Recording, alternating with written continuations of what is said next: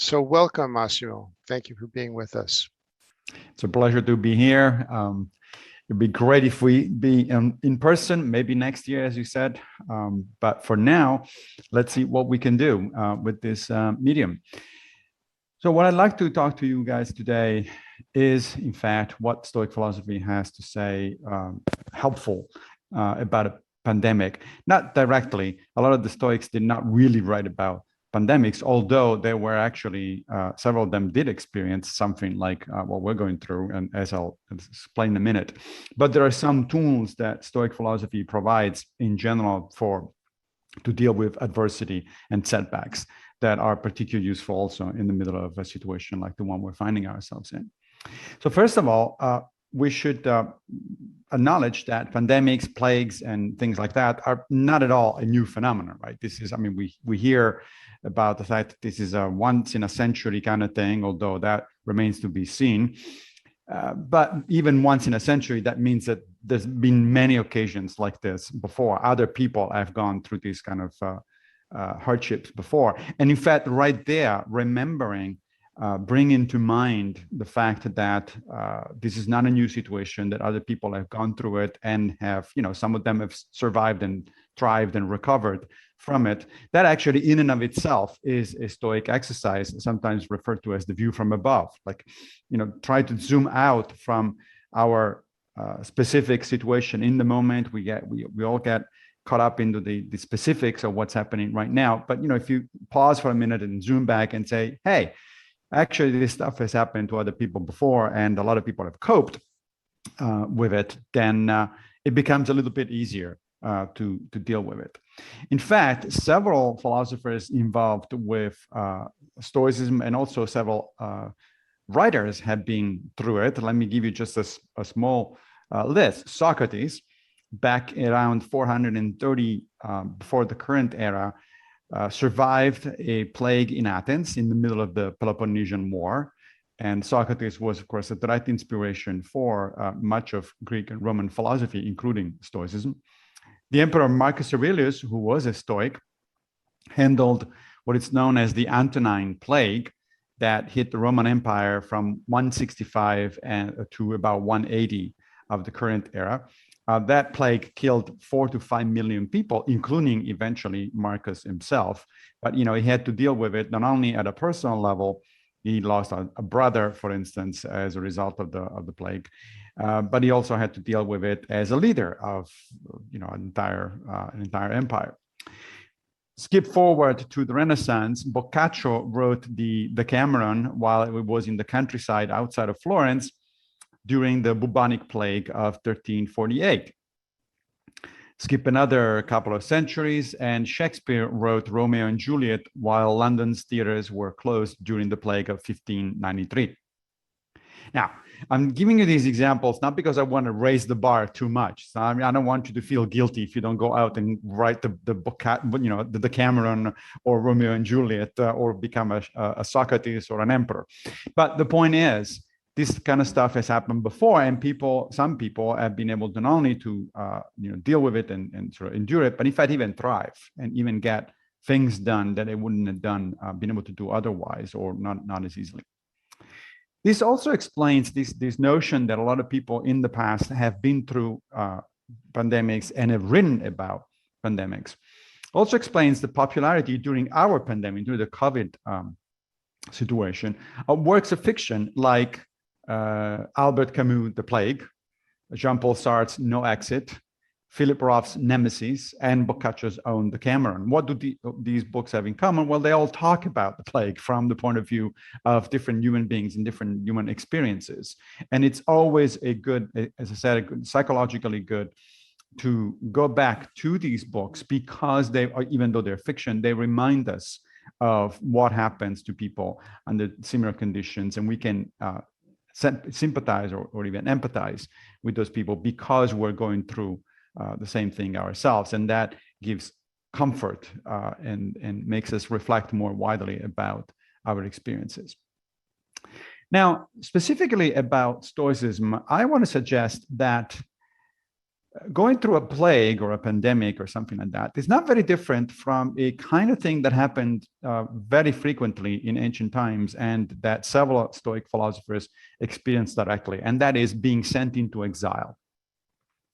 One of the worst punishments that there were pretty much two punishments that you could suffer in ancient Greece or Rome. You could either be put to death, or you could be sent into exile. Now, I take it a lot of people would prefer to be sent into exile rather than being sentenced to death. But being sent into exile was a rather difficult thing. It was difficult to cope with it. So there's a large literature in ancient times about what happens when you're sent into exile. Why? Well, there are lots of similarities between being sent into exile and having to endure a pandemic. For instance, your movements are were highly restricted. You couldn't go anywhere you wanted if you were in exile. You couldn't travel often, just like there are travel restrictions and restrictions on where we can go during the COVID period. It was hard or impossible to see friends and family. Seneca and Marcus Aurelius didn't have Zoom, so we're kind of lucky that we can at least rely on modern technology. But even so, of course, the contact is limited, right? So they were writing letters to each other, but they might not see each other for years. And then finally, the range of your activities was seriously diminished. It was seriously curtailed because there were certain things. You had less money available, for instance, your property often was confiscated. So the kinds of things you could do were actually fairly limited. Now, because of the frequency and impact of being sent into exile, several Stoic philosophers actually wrote about their experiences under these conditions.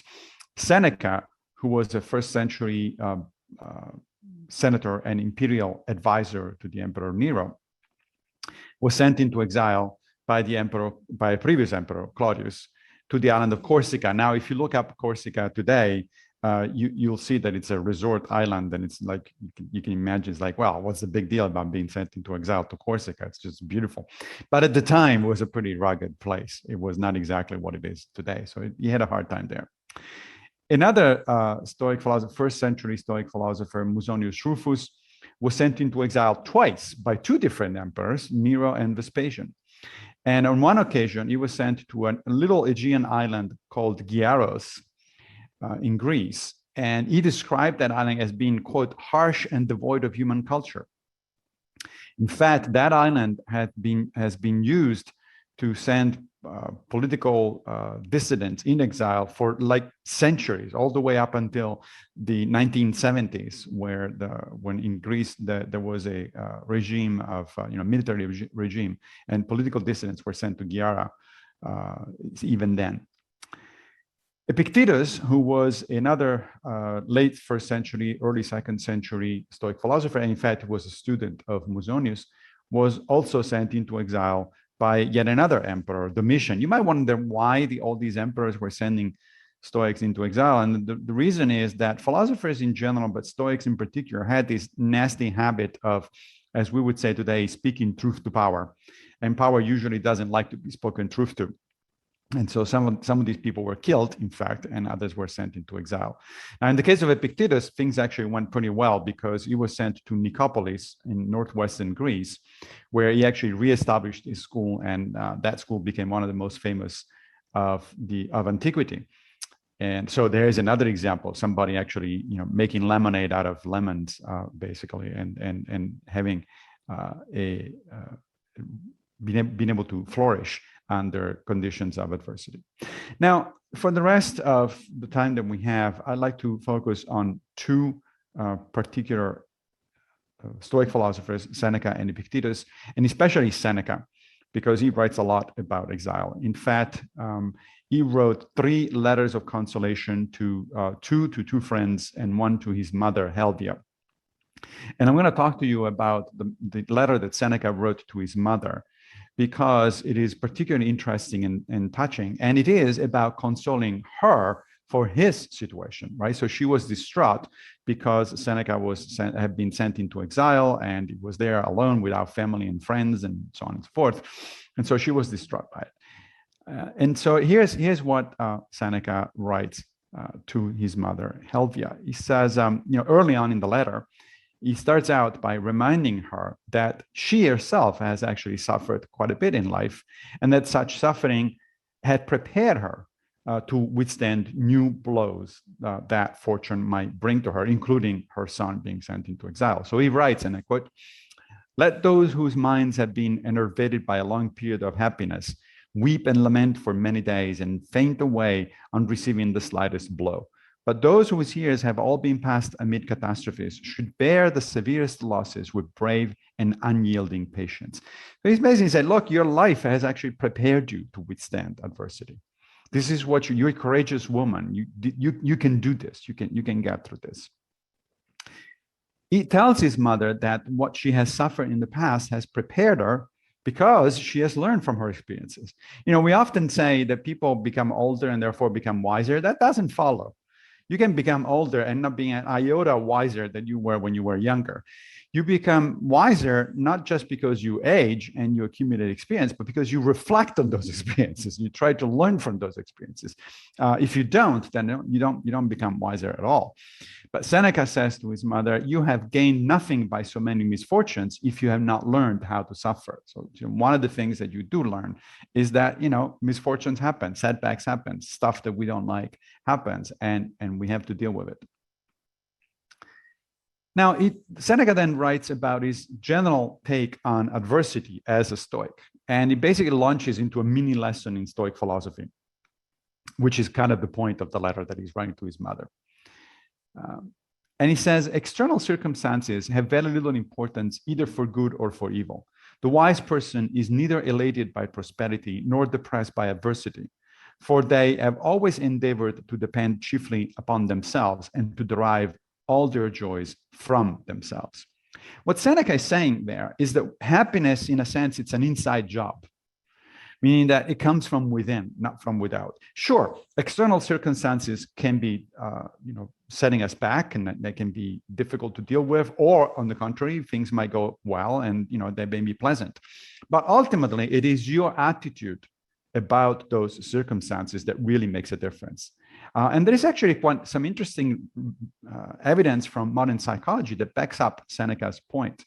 Psychologists have discovered that people tend to have a set point for happiness, that happiness is actually not really very responsive to external events. If you go through a tragedy, sure, immediately you will be sad, you'll be depressed and all that sort of stuff. But eventually, most people bounce back to previous levels of happiness or contentness pretty quickly. And vice versa, if you are if fortune smiles on you and let's say you win the lottery and you have a lot of money all of a sudden, yes, initially you're elated and things are looking good. But then eventually you go back pretty quickly, within weeks or months, you go back to your set point because how happy and content you are in your life, as Seneca puts it, depends really on how you handle the situation, not very specifically about the situation itself. Now, Seneca tells his mother that wisdom lies in knowing that fortune is fickle, and therefore that you need to treat fortune accordingly. You never trust fortune, according to the Stoics. Your luck is it's a undependable companion, as the Frank Sinatra song puts it. He goes on to say, always stand, as it were, on guard, and mark the attacks and charges of fortune long before she delivers them. She is only terrible to those whom she catches unawares. He who is always looking out for her assault easily sustains it. So the notion here is that you have to prepare your mind to withstand adversity. Not because you need to be pessimistic, about things. So you mean that I have to always think about things going for the worse? That's just life. Things at some point will get worse. Things at some point will have, you will face in adversity. You will face loss. You will face setbacks. This is just the way life works. And so if you're mentally prepared for it, however, again, there is evidence not just from Seneca, but from modern psychology, that you're far more capable of withstanding the impact of the adversity or of the setback than if you just go around gingerly thinking that nothing is ever going to go bad in your life. Seneca continues by telling his mother that no matter where we are and what our situation may be, we will always have two faithful companions. And he says, whithersoever we betake ourselves, two most excellent things will accompany us, namely a common nature and our own special virtue. Now, what does he mean by that? Our common nature is the nature of social beings capable of reason. That's human nature. Right? We are, especially according to the Stoics, essentially defined by the fact that we are social and we're capable of reason. And our common nature accompanies us everywhere. That is, we have those two things, the ability to reason and the ability to be social, as part of who we are. It doesn't matter what the external circumstances are. They will always be with us. And then the second thing that he mentions, our special virtue, that is our character. And our character also accompanies us wherever we go. And basically what Seneca is saying is that no circumstances can deprive us of those two things. No circumstance can take away our character. No circumstance can take away our common human nature. And these are the things that will help us getting through any setback or any tragedies, precisely because we are virtuous, which for the Stoic just means we have a good character, we have good judgment. It's our good judgment that allows us to deal with situations. And it is the fact that we can reason through our problems and the fact that we can count on other people because we're social animals that will get us through whatever befalls us. Seneca then reminds his mother that we are all in this together, and that our best bet is to create a society wherever we happen to be. He says, quote, "No place of banishment can be found in the whole world in which we cannot find a home." And sure enough, as soon as the pandemic, I'm talking about the COVID pandemic now, hit, what do? We form new societies by technological means like Zoom. We're in one of those societies right now, right? You guys cannot meet in person. And that's unfortunate. It's certainly not ideal, but we immediately came up with alternatives. We immediately try to do what? To keep in touch with other people, to keep the human connection with other people. And that is what has happened. A lot of people, it helped a lot of people during the pandemic. I mentioned earlier on Musonius Rufus, one of the Stoics who was sent into exile. He was the one sent to the little barren island of Gyara in the Aegean Sea. And what did he do? As soon as he got there, he was there with a few exiles. He immediately created a social group. He immediately created a little philosophy school and started teaching and talking to other people. So that's how he got through the exile, by making himself useful and by renewing or reestablishing contacts with other people. Seneca says that we are often the cause of our own unhappiness because we value things that are not really that important. We are doomed, he says, by our greed, extravagance, and constant quest for pleasure. Here's another quote. He says, "How unhappy are they whose appetite can only be aroused by costly food. And the costliness of food depends not upon its delightful flavor and sweetness of taste, but upon its rarity and the difficulty of procuring it." Does that sound familiar? Stoicism is not very friendly to consumerism in general. And, I live in New York, and sure enough, I do appreciate, the fact that there is a varied restaurant scene here and all that. But what happened as soon as the pandemic hit and we couldn't, with my wife, we couldn't go to restaurants? Well, we started cooking. We both like cooking, and we varied our cooking as much as possible. In other words, you appreciate things that you have in life, but you don't depend on them, right?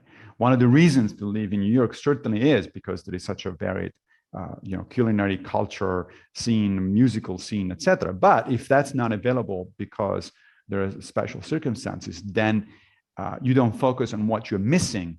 You focus on what you can do instead, on what you can replace it with, or what else you can do that is different and equally satisfying. From there, Seneca actually launches into something that had been written 2 millennia later will sound very much like an indictment of modern capitalism. Listen to this. He says, "Why do you amass fortune after fortune? Are you unwilling to remember how small our bodies are Is it not frenzy and the wildest insanity to wish for so much when you can contain so little?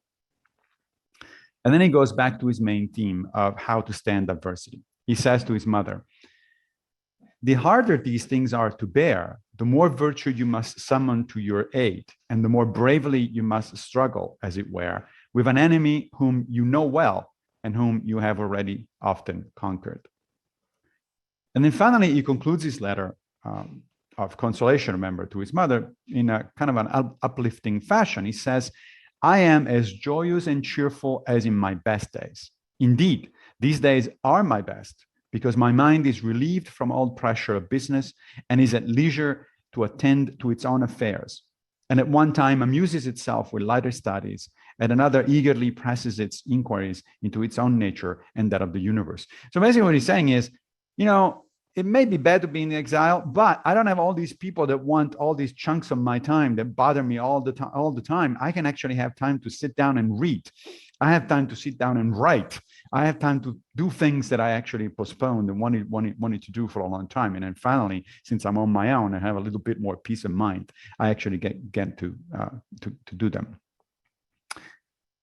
Now, this is Seneca. In the next few minutes, before we open it up to discussion, I want to shift to a different author, Stoic author, and a different concept, which is one of the most important concepts and most useful concepts in the arsenal of Stoic philosophy. The philosopher is Epictetus, and the idea is sometimes referred to as the dichotomy of control. Here's how Epictetus himself puts the notion of the dichotomy of control. He says, some things are up to us, while others are not. Up to us are opinion, motivation, desire, aversion, and in a word, whatever is of our own doing. Not up to us are our body, property, reputation, office, and in a word, whatever is not of our own doing. Now, before I get a little bit more in detail and explain what exactly he means and why this is important, I'd like to mention that this notion of the dichotomy of control, it's not just a Stoic, it's actually found in a number of other cultures. It shows up in 8th century Buddhism, for instance, in 11th century Judaism, and even in 20th century Christianity. You may have heard the Serenity Prayer, which was written by American theologian Reinhold Niebuhr in 1934, and which is often used at the beginnings of 12-step organization meetings, such as Alcoholics Anonymous, right? And the Serenity Prayer goes like this. It says, God grant me the serenity to accept the things I cannot change, courage to change the things I can, and wisdom to know the difference. And that's exactly what Epictetus is saying there. He's saying some things are up to me, meaning I can change them. I can actually do stuff. And other things are not up to me. I can't do anything about it. I cannot act on those things. And the important thing is to differentiate those, to realize what is up to me and what is not up to me, and then focus on the things that are up to me and accept the rest with serenity, with, you know, with open-mindedness in a sense. So what does Epictetus say is actually up to us? He says opinion, motivation, desire, and aversion. What does that mean? Really, what it means is endorsed opinions, conscious motivations, values, the kind of stuff that we say to ourselves, yeah, I agree with this. In other words, judgments. The only thing that Epictetus thinks is really, truly up to us is our judgments and our decisions to act or not to act. Everything else, which he says includes body, property, reputation, and office, is not up to us. Meaning what? Meaning that we can influence other things, like, for instance, our health, our possessions, our wealth, our reputation, our career, but we don't ultimately determine them. How is that possible? Well, let me give you an example that has to do, of course, with a pandemic. So if we're talking about a pandemic, let's talk about one of the things that Epictetus says is not up to us, health. Now, you might think, what do you mean health is not up to me? Of course it is. I can go to the doctor regularly. I can follow a reasonable diet, healthy diet. I can exercise. I can do all sorts of things that will make my body better, my health better. Yes, you can. But notice that all of those are the results of your judgments and decisions to act or not to act, right? You made a judgment that, let's say, in order to preserve your health in a pandemic, you need to get vaccinated if you can, you need to wear a mask, you need to maintain social distance and all that sort of. Those are all your judgments. And those judgments result in decisions to act in a certain way. That is really up to you. What is not up to you is whether you get sick or not, because you could do all of those things and still get sick, because viruses are sneaky bastards. They can get you even if you do everything exactly right. I've just lost a friend a week ago that did exactly everything right, including vaccination, and yet the virus got him and he died as a result of it. So this can happen. Of course, if you do the right things, if you act in the proper way, then you greatly reduce the chances of the virus hitting you and getting into the ICU and so on and so forth. But you don't control it. And so what Epictetus is basically telling us is like, focus on what is up to you. That is, make the right judgments, act in the way that is most proper and most useful, and then just be prepared for the fact that in life sometimes things go your way and sometimes they don't. And accept that outcome with serenity, because you don't have a choice. You can either accept it with serenity or just kick and scream about it, but that's pretty much it. If outcomes are outcomes, that things are going to happen, right? So another way to look at what Epictetus is saying, and I'm going to conclude here, is that we should aim at internalizing our goals. What does that mean? Well, again, using the example of the COVID pandemic, obviously it comes natural to us to say, my goal is to survive this damn thing, right? To get to the other side of the tunnel, whenever that's going to be, and be fine. That's the goal. And that comes natural. But according to Epictetus, that's actually the wrong goal, because that's not up to us. We don't determine outcomes. What is really up to us is to internalize the goal, meaning what I want to do is to do my best in order to maximize my chances that I get to the end of the tunnel, still alive and kicking, right? That is, in other words, my intention to act as reasonably and properly as possible. That is what is up to me. And I can focus on that. And I need to develop this attitude of being happy with my intentions, not with the outcomes. My happiness, again, is an inside job. It depends on the fact that I am satisfied with what I'm doing because I'm doing my best. What else could I be doing other than my best?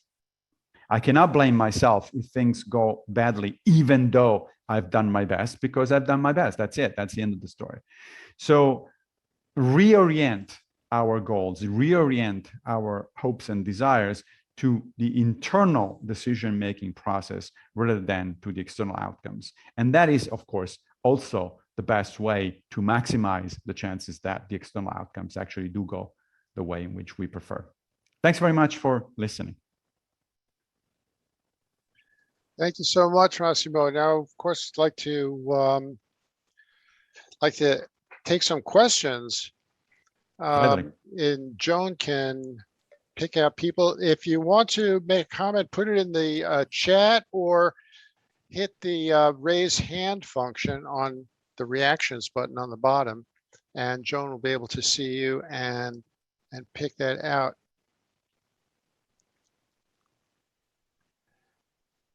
And I see Sal added a comment in the chat, a quote from Seneca: "We are more often frightened than hurt. We suffer more in imagination than reality." Right. That goes around the lines of the notion that happiness is largely an inside job, so to speak, rather than depending on outside circumstances.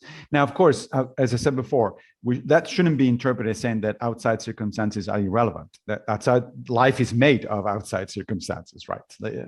So the notion is not that they're irrelevant, but the notion is that the outside circumstances are what they are, and what makes a difference in our life is how we deal with them. What do you say to the common criticism that progress really depends on people expanding the range of what is within control and not accepting the reality as a given, sort of not coping, but continuing to fight? And doesn't a progressive mindset depend on struggling with the outrage? Right. Yeah, that's a common criticism of Stoicism, but frankly, it actually misunderstands the point.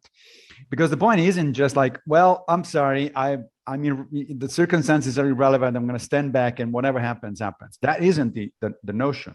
The notion is that you certainly want to do whatever you can to improve the circumstances, both your own and especially those of other people, because Stoicism is a cosmopolitan philosophy. We're supposed to treat everyone else on earth as our brothers, sisters, or whatever other gender they decide they prefer. So the notion is that of course you want to struggle. Remember, I told you that several of these people were either put to death or sent into exile because they actually dare challenge the emperor, right? That they saw who they saw as a tyrant. So the notion is that you of course try to make things better. However, there is always a limit to what you can actually do as a human being. Sometimes you will succeed, in which case, good. But if you don't succeed, then the notion is you just accept it, pick it up, and try again. Right? Instead of getting mad, you just say, okay, well, this time I didn't win. Next time around. Alice? I'm sorry, Maximo. No, that's Alice, okay. Alice, you're next. Unmute. And then Linda.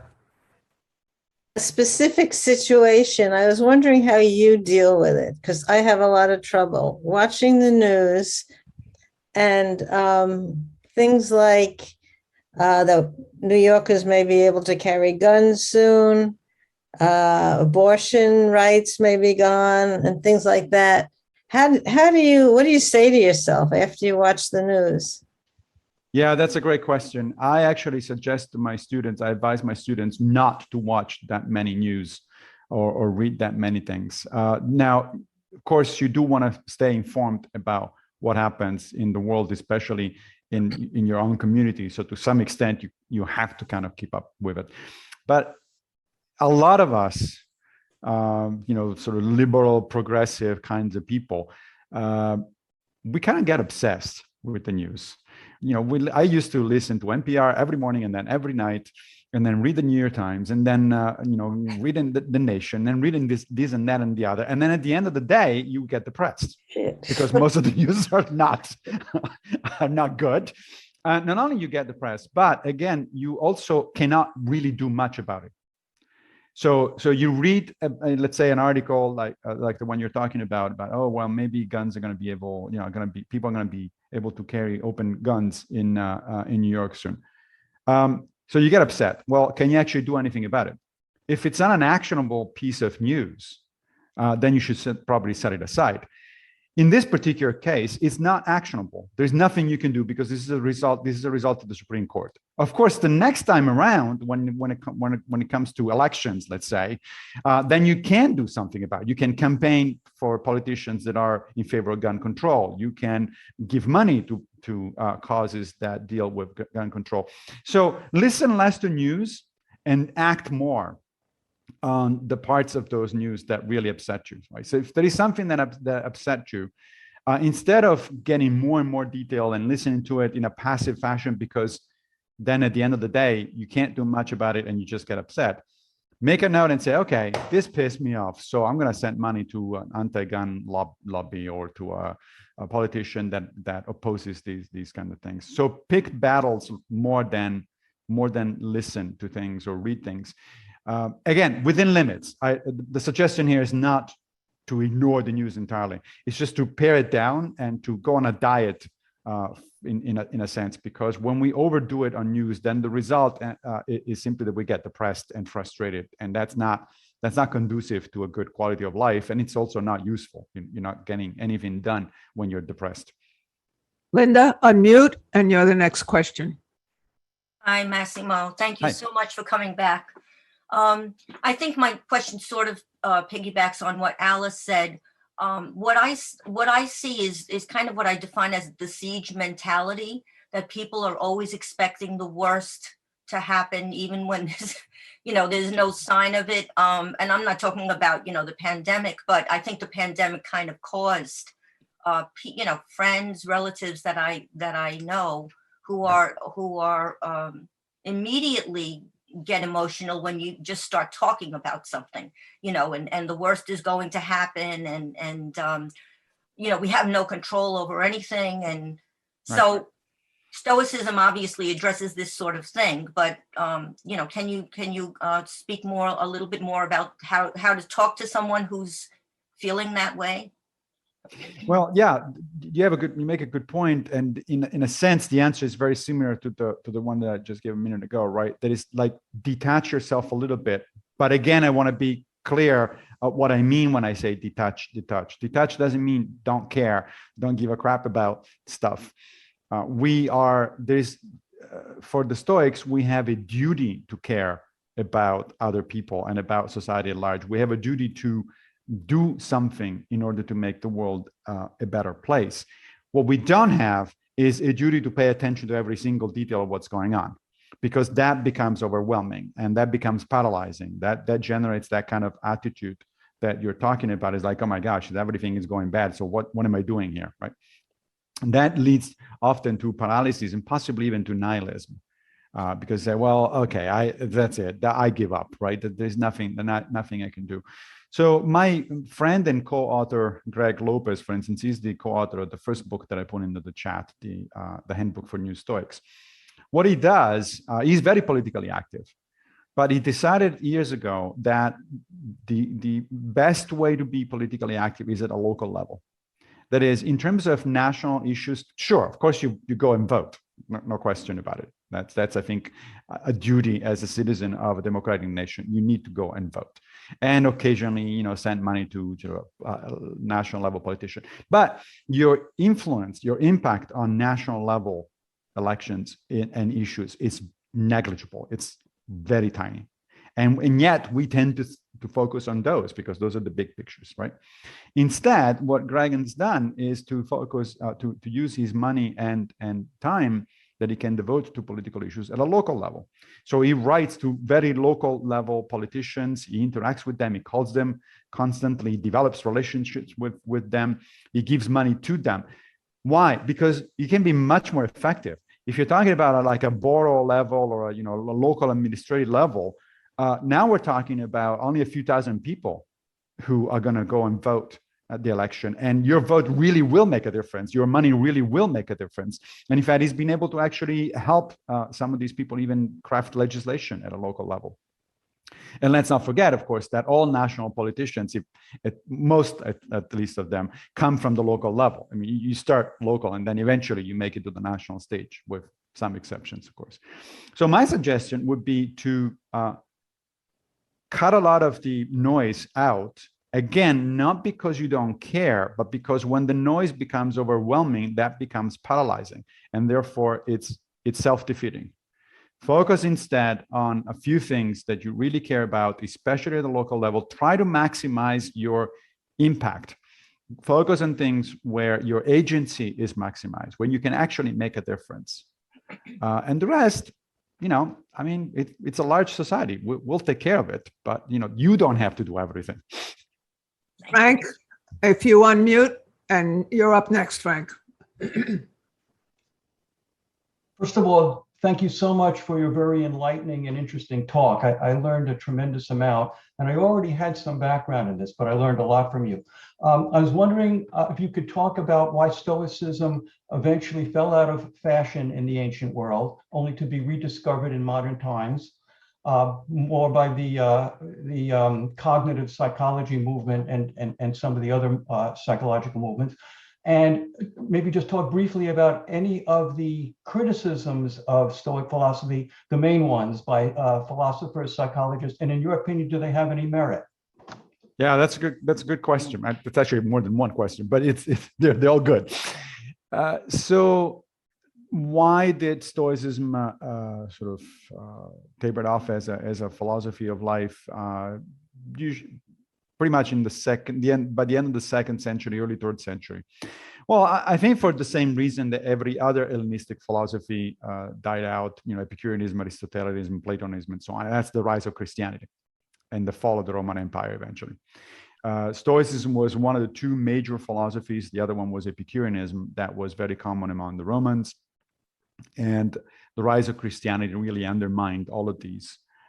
Initially, Christianity was a competitor for these philosophies. Eventually, once the Christians took hold of the Roman Empire with Constantine, with the Emperor Constantine, then that was the end, pretty much the end. They started using Roman roads and Roman armies to pretty much eliminate all the competition. And finally was one of the Byzantine, Eastern Roman emperors who actually literally closed all the philosophy schools, including the last one, which was Plato's Academy. So that's the reason. But Stoic ideas, as well as other ideas like ideas from Aristotle, Plato themselves, they actually influenced Christianity quite a bit. And so the reason I think that one of the reasons Stoicism reemerged in the 20th century is because these ideas have actually been hanging around for a long time in one form or another.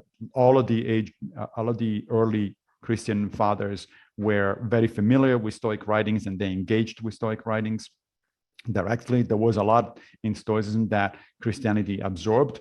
For instance, Thomas Aquinas, arguably the most important Christian theologian of the Middle Ages, came up with this list of canonized, basically, he didn't actually come up with it, but he canonized the list of the 7 Christian virtues. And the 7 Christian virtues are practical wisdom, courage, justice, temperance, hope, faith, and charity. Now, the first 4 are the Stoic virtues. They're the cardinal virtues recognized by the Stoics. So they just got incorporated straight into Christianity. As I said, the Serenity Prayer pretty much is the same thing as the dichotomy of control, and it goes back 2,000 years. So there is that. In terms of criticism of Stoicism in modern times, yeah, there's a lot of criticism of Stoicism actually, because as soon as an idea gets popular, then immediately people start, wanting to criticize it, and fair enough. Some of these criticisms are based on misunderstandings. I mentioned one before, that is this notion that Stoicism is kind of a quietist philosophy, that it's about not giving a crap. It's like, no, that's definitely very clearly not the case. However, some of the other criticisms are actually, I think, on target. For instance, there is one that's particularly important.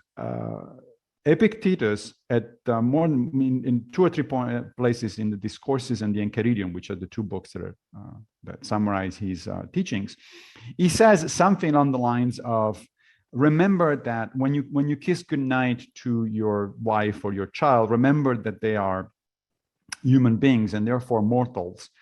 And should they die, then you would not be disturbed. And it's like, wait, what? Wait a minute. What do you mean I should not be disturbed by the fact that my loved ones might die? What kind of psychopath is this guy, right? Well, in the time of Epictetus, this made perfect sense, because the Stoics believed in a type of providence, not quite like the Christian providence, but they did believe that the universe is a living organism endowed with reason, what's sometimes referred to as the logos, and that we are literally bits and pieces of that universe, and therefore that everything that happens to us is for the good of the universe. Epictetus uses this wonderful metaphor to explain the concept. He says, imagine you are just like a foot that is about to step into the mud. Now, if you look at the situation just from the point of view of the foot, that's disgusting. Why would I want to step into the mud? I don't want to do that. But if you remember that you are not just a foot, but you're connected to a body, and the body has to get home, and the only way for the body to get home is for you to step into the mud, then not only you're going to do it, but you're going to be happy doing it, because this is your duty. This is who you are. This is your bit in the general scheme of things. So similarly, when he says, you shouldn't be disturbed if your loved ones are dying, is because according to him, his way of looking at things, everything that happens is for the good of the universe. It might not be pleasant for you. It might be painful for you, but in fact, it has a reason. And it's a beautiful idea. Unfortunately, it doesn't stand up to modern scrutiny, because as a scientist in the 21st century, I don't believe that the universe is a living organism of which we are bits and pieces. Yes, we're connected to the rest of the cosmos, but only in the sense of cause and effect, only in a basic physical sense. We're not, I don't recognize that view of the universe. Therefore, I cannot go along with Epictetus when he says that we shouldn't be concerned about these things. In fact, that we should embrace them. That's not feasible. And so that is one thing that modern Stoics are trying to modify, to change in terms of their philosophy.